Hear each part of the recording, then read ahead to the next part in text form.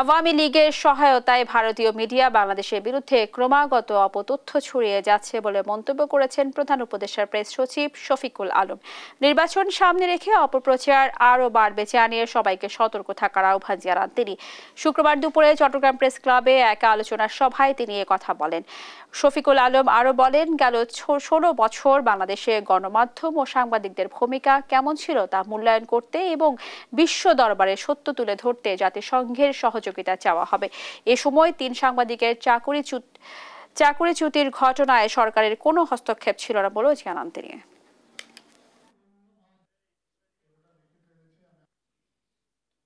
আওয়ামী লীগের পান্ডারা এবং ওই দিক থেকে ইন্ডিয়ান মিডিয়া এরা তো আরো করবে, আরো তারা এই আমাদেরকে টার্গেট করে এই কাজগুলো করবে। আমরা চাই ইউএন একটা ইন্ডিপেন্ডেন্ট প্যানেল করে, যে যেমন শাপলার যে হত্যাকাণ্ড হলো বা মাওলানা সাঈদীর মৃত্যুর ভার্ডিক্টের পরে যে ভয়ানক ম্যাসাকার হয়েছে, এই সময় আমাদের জার্নালিজমটা কেমন ছিল।